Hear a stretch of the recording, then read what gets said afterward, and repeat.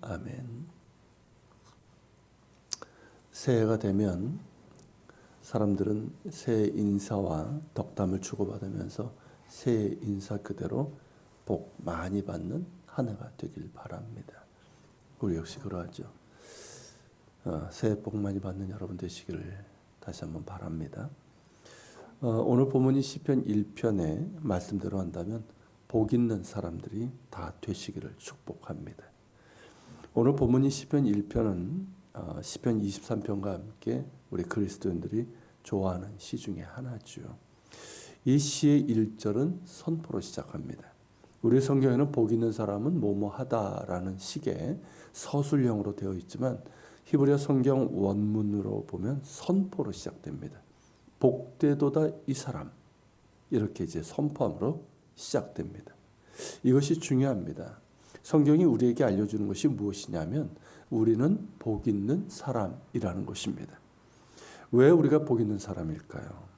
내가 그리스도께 속한 사람이기 때문입니다. 하나님의 자녀이기 때문입니다. 하나님께서 독생자를 내어주시기까지 나를 사랑하셔서 나를 구원하셨기 때문입니다. 그래서 나는 이미 복 있는 사람입니다. 예수 그리스도의 십자가 보혈의 은혜로 나는 이미 새 사람 되었고 복 있는 사람이며 왕같은 제사장입니다. 하나님의 사람입니다. 이것을 기억하는 것이 중요합니다. 그러므로 시편 1편처럼 선포하십시오. 나 자신에 대해서 선포하고 세상에 대해서도 선포하고 또 원수 마귀에게서도 선포하십시오. 살다 보면 나를 힘겹게 하고 움츠리게 만들고 초라하게 만들고 우울하게 만드는 것들이 있습니다. 원수 마귀가 늘 나를 참수하고 고발합니다. 세상은 우리의 믿음을 조롱합니다.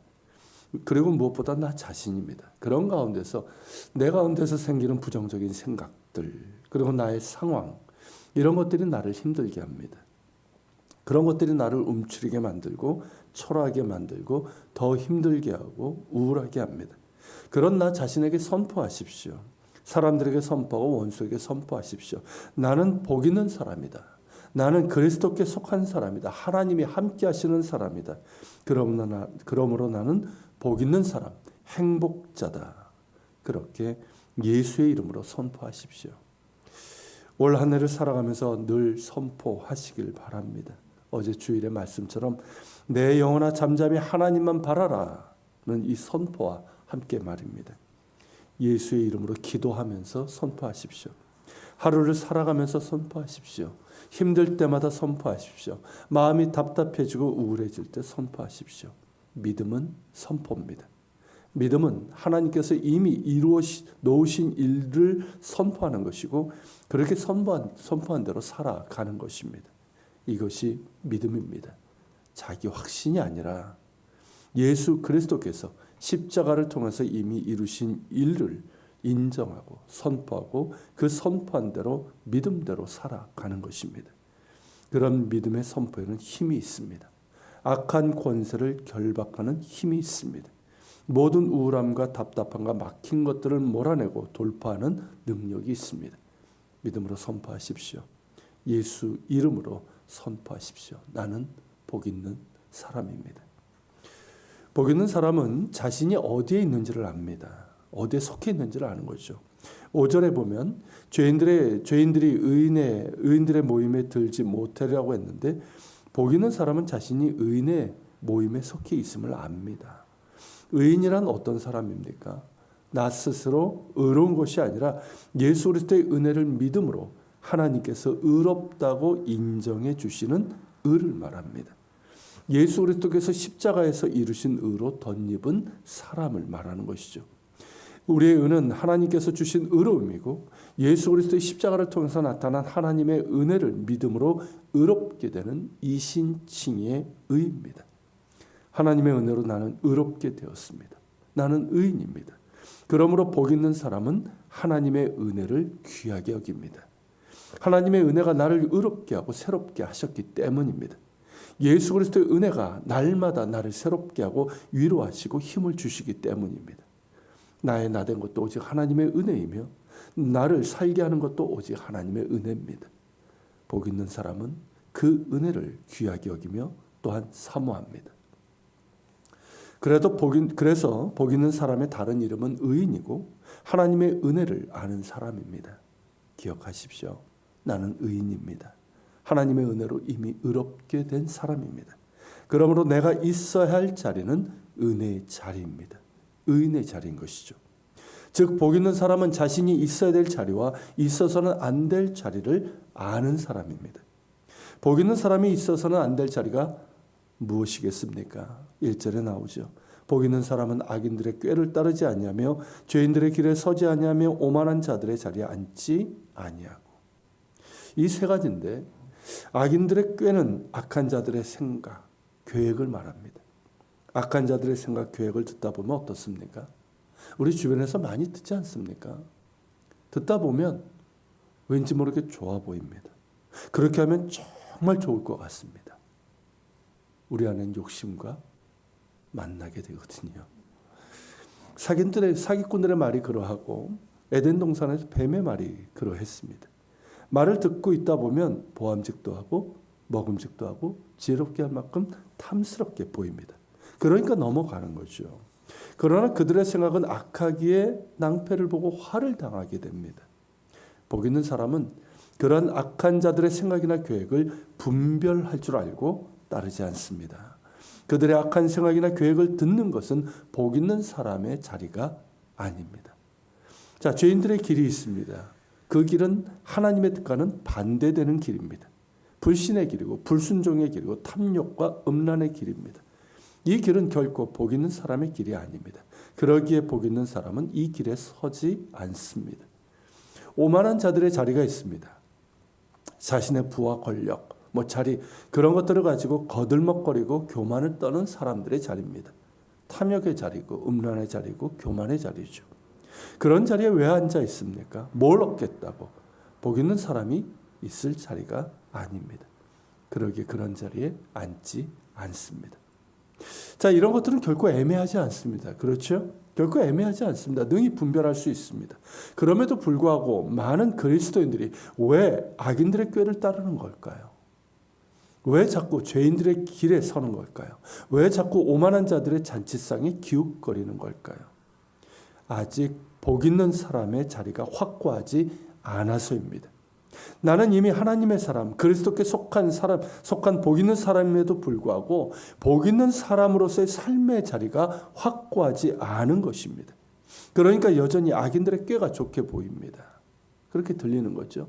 죄인들의 길이 더 즐거울 것 같습니다. 오만한 자들의 잔치에 가면 떡고물을 얻을 것 같습니다. 그러니까 이리 갔다 저리 갔다 하는 것이고 자꾸 기웃거리고 한눈 파는 겁니다. 우리는 이미 복 있는 사람입니다. 그러기에 복 있는 사람으로서의 삶의 자리가 확고해야 됩니다. 내가 있어야 될 자리가 분명히 해야 됩니다. 내가 있어야 될 자리는 복 있는 사람으로서의 삶의 자리입니다. 거기에 있어야 됩니다. 그것이 무엇일까요? 이어지는 2절 3절이죠. 오직 여호와의 율법을 즐거워하여 그의 율법을 주야로 묵상하는도다. 그는 시냇가에 심은 나무가 철을 따라 열매를 맺으며 그 잎사귀가 마르지 아니함 같으니 그가 하는 모든 일이 다 형통하리로다. 이것입니다. 이것이 나를 복 있는 사람으로서의 삶의 자리를 확고하게 해주는 것이고 내가 있어야 할 자리입니다. 첫째는 하나님과의 관계입니다. 복 있는 사람의 삶의 자리는 하나님과 관계하는 자리입니다.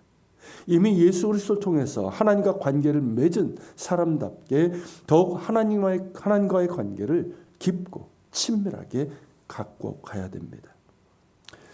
성경에서 말하는 복은 두 가지입니다. 히브리어로 첫째는 브라카이고 둘째는 오쉐르입니다. 첫 번째 복인 이 브라카는 우리말로는 축복이라고 번역할 수 있는데요.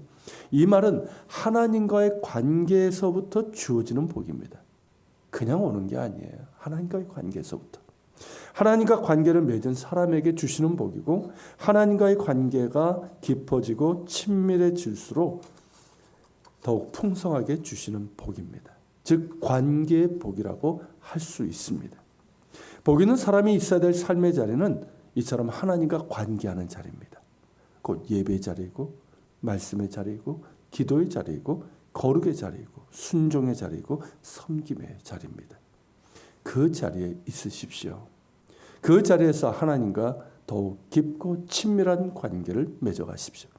그럴 때 하나님께서 주시는 크신 축복이 임하게 될 것이고 나는 복 있는 자로서의 삶을 살아갈 수 있는 힘을 얻게 될 것입니다. 두 번째 복인 이 오쉐르는 우리말로는 이제 지복, 한자죠. 지복이라고 할 수 있습니다. 그러니까 복 중에서 최고의 복이라는 뜻이죠. 시편 1편 1절에 사용된 단어입니다. 그리고 마태복음 5장에 팔복이 나오죠. 거기서 사용된 단어도 이 단어입니다. 최고의 복을 말하는 거예요. 이 복을 다른 말로 하면 방향의 복, 태도의 복이라고 할 수 있어요. 이 복은 하나님의 은혜로 복 있는 자가 된 사람이 정말 복 있는 사람으로서 살아가는 삶의 방향, 삶의 태도와 관련이 있기 때문입니다. 하나님의 은혜로 복 있는 사람이 되었는데 그 살아가는 삶의 태도나 방향이 여전히 악인들의 꾀를 따르고 죄인들의 길에 서고 있고 오만한 자들의 자리에 앉아 있다면 그것은 복 있는 사람의 모습이 아닙니다. 복 있는 사람은 그에 합당한 삶의 태도, 삶의 방향이 있습니다. 그것이 팔복에서 예수님께서 말씀하신 것이고 시편 1편에서는 하나님의 율법을 즐거워하며 묵상하는 가운데 열매 맺어가는 것, 이것을 말씀하고 있습니다. 왜 하나님의 율법을 즐거워하며 묵상하는 것이 관련이 있을까요? 하나님의 말씀에는 복 있는 사람의 삶의 방향과 태도에 대한 것으로 가득 차 있기 때문입니다. 성경에는 하나님을 아는 지식과 더불어서 하나님의 백성으로서 즉 복 있는 사람으로서 어떠한 믿음을 갖고 어떠한 삶의 태도와 방향을 가지고 살아가야 하는지에 대한 지혜가 담겨져 있습니다. 그러기에 복 있는 사람은 하나님의 말씀을 즐거워하며 주야로 묵상합니다. 그러면서 말씀에 따라 살아가고 말씀이 보여주는 삶의 방향으로 나아가는 것이죠. 그러니 어떻습니까? 시냇가에 심은 나무가 철을 따라 열매를 맺으며 그 잎사귀가 마르지 아니하는 것 같은 은혜가 임하게 되는 것이죠. 영적인 충만함과 삶의 풍성한 열매들을 맺게 되는 것입니다. 그가 하는 모든 일이 다 형통하리로다. 하나님께서 기뻐하시는 길로 가니 형통함이 있는 것이죠. 나는 복 있는 사람입니다. 올 한 해 기억하시면서 자주자주 선포하십시오. 그리고 복 있는 사람으로서의 삶의 자리를 확고하게 만들어 가십시오. 의인의 자리에 있으십시오. 하나님과 관계하는 자리에 계십시오. 하나님과 친밀한 관계를 갖고 하십시오. 정말 하나님과 멋진 사귐을 만들어 가십시오. 하나님의 말씀을 즐거워하며 가까이 하십시오. 말씀이 깨닫게 하시고 보여주시는 그 방향으로 나아가십시오. 그것이 복 있는 사람이 있어야 될 삶의 자리입니다. 그럴 때 더욱 크신 은혜와 복을 하나님께서 우리에게 주실 것이고 우리로 더욱 복 있는 사람이 되게 하실 것입니다. 새해 복 많이 받으시고 복 있는 사람들 다 되시기를 축복합니다. 같이 기도하겠습니다. 오늘 말씀을 기억하면서 기도합시다. 하나님, 우리가 복 받기를 원합니다. 하지만 그저 세상이 얘기하는 맹목적인 복이 아니라 복 있는 사람이 되기를 원합니다. 하나님과 올바른 관계를 맺음으로 인해서 하나님과 올바른 그 관계, 친밀한 관계를 더욱 성숙하게 함으로 하나님께서 주시는 그 복을 누리기를 원하고 복 있는 사람 의인으로서의 삶의 자리, 삶의 방향을 알아 그 길로 갈 수 있는, 그래서 정말 최고의 복을 받는 그런 복 있는 사람이 되길 원합니다.